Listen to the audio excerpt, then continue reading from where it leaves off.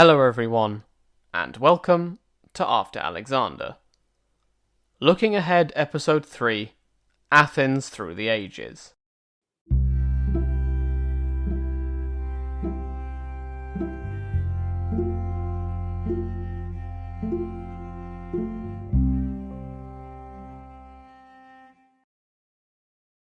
This is a special bonus episode as part of a triple collaboration with Autocrat and Biopedia.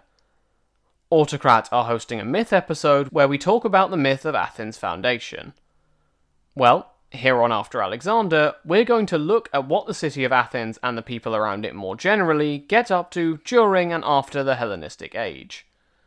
Biopedia will then host an episode on the olive tree, which features prominently in the myth of the foundation of Athens.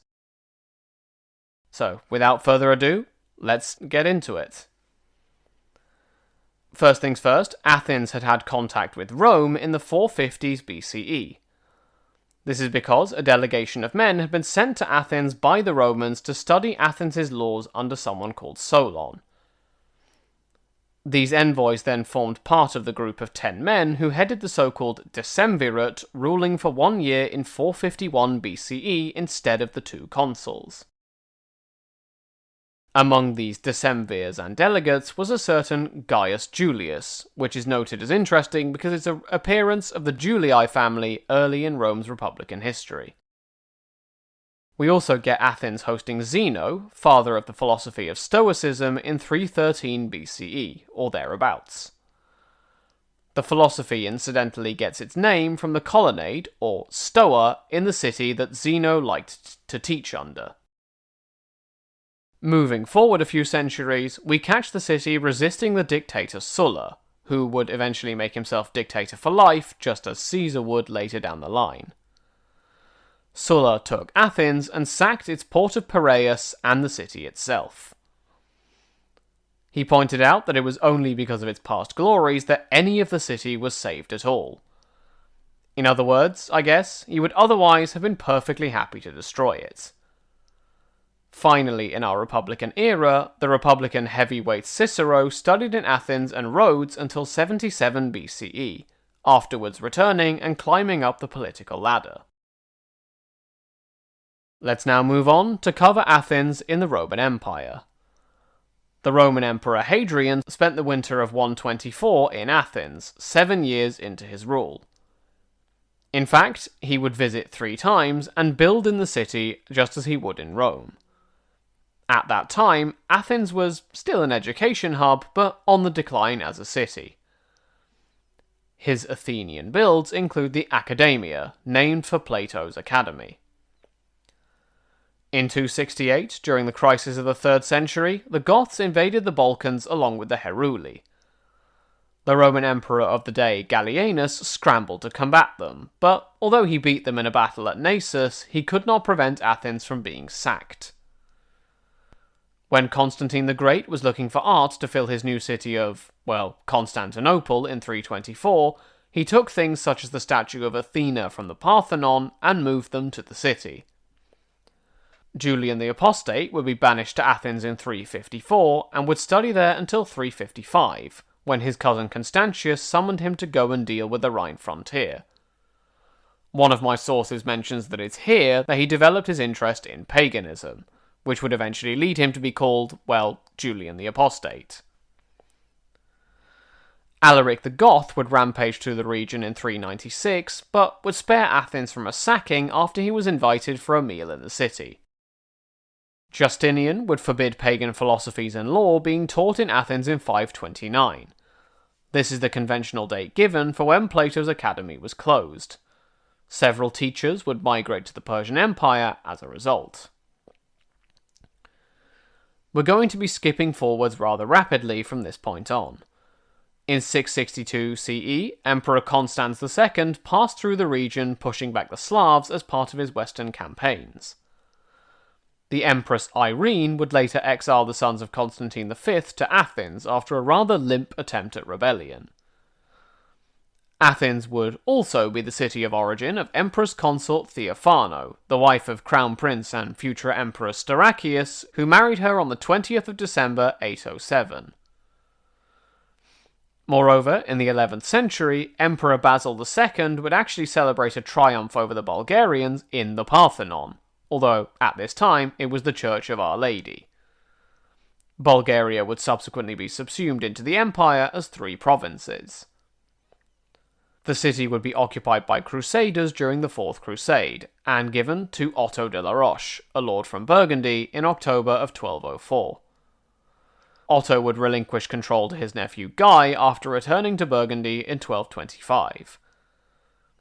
Guy would be made a duke by Louis IX of France, but control of 3 castles would be given to Roman Emperor Michael VIII in 1261. Guy died in 1263, and his son John de la Roche would be the new duke. He was captured in 1275 and sent as a captive to Michael VIII, released a year later on ransom. His brother William became the new Duke of Athens in 1280. William would be made ruler of Achaia itself in 1285, but upon his death 2 years later, his 14-year-old son Guy II became the Duke, and control of the Achaean lands passed back out of the hands of Athens. Guy II would live to become an adult, and would actually be left as a regent over Thessaly when its ruler died. Guy II himself died without children in 1308, and Walter of Brienne took charge. For a time, the title of Duke of Athens would at least in theory merge with the Sicilian crown, ushering in the age of vicar-generals from what I can make out. Athens would be besieged by the Navarrese company of mercenaries in 1381, but after Athens asked Peter IV of Aragon for help, he sent out a new vicar-general and ultimately the company were made to retreat. In 1394, control of Athens would be transferred to the Venetians. As the 14th century gave way to the 15th, the Ottoman sultans would begin appointing dukes from the ruling ducal family of the time, demonstrating the incursion of the Ottomans. The city would be taken by Mehmed II in 1456, with a force surviving in the Acropolis until 1458. So, Athens is now in Ottoman hands. Let's talk a bit about the history of modern Greece to finish this episode, which Athens undoubtedly played an important role in. It was, after all, made the capital of Greece in 1832, which it still is today. Greece became independent from the Ottomans in May 1832, appointing a Bavarian called Otto as their king. Otto ruled for nearly 3 decades before George I took over for nearly half a century. This is the George I we mentioned in the first episode of Looking Ahead. Incidentally, I will, following our tradition of following the Seleucids on after Alexander, be looking at the kings of Greece as a way of looking at their larger history, because, well, this isn't the Greek history podcast, and we need a lens to look through. George I would be assassinated on the 18th of March 1913 in Salonika. This meant that his eldest son became Constantine I of Greece. However, a lot of people wanted to call him Constantine XII, in keeping with the Eastern Roman Empire's numeral system.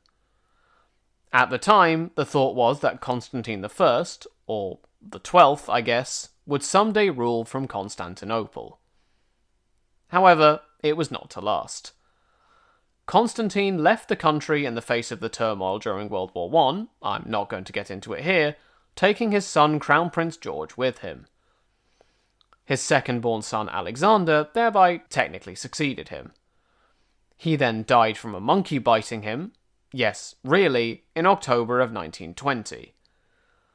The youngest son Paul was approached about becoming king, but he refused. So, Paul's father, Constantine, was restored by referendum in 1920. That said, in the face of a war with Turkey after the Great War, Constantine I abdicated and moved to Sicily in 1922, where he died shortly after. So, the former and now again Crown Prince of Greece became its new king, George II. A revolution then unseated him in 1924, with a republic being announced on the 25th of March. George II went into exile, being welcomed by the British government. Due to factors that I'm not going to go into for the sake of time, the government of Greece eventually held a referendum on whether George should be brought back. The November 1935 referendum was 97% in favour of restoring George II, although the military were thought to have interfered with it. So, George II arrived back in Athens in the dying days of November 1935 and started a tumultuous second reign. Only 8 months later, in 1936, he was sidelined in favour of the dictatorial Metaxas, although not made to abdicate. Metaxas governed until he died in January of 1941, having to contend with the rising certainty that Greece would be dragged into World War II. And in fact, in 1940, Mussolini and Italy more generally made an excuse to invade, and the invasion began in October. Short version, it was a disaster, and Germany was forced to step in and help out its allies. It was right at this moment that Metaxas died. However, George II was still the nominal head of state. That said, he proved unable to act as a symbol of unity for Greece. Ultimately, German forces pushed George and the legitimate government over to Crete, setting up their own rival prime minister. Crete too fell in May of 1941, prompting George II to become an exile again for 5 years. However, predictably, Italy and the Axis more generally fell, and George II came back after World War II. He then died in March of 1947, with his brother Paul now actually becoming the next king of Greece, having refused it 27 years earlier. Paul ruled until 1964, when his 23-year-old son Constantine II, and arguably maybe 13th, succeeded him. Finally, a military uprising unseated Constantine II on the 1st of June 1973, which is where we will leave the history of Greece, and thereby Athens. The deposed Constantine II died in January of 2023. So, there you have it. This is a bit of a whistle-stop tour of Athens throughout the ages.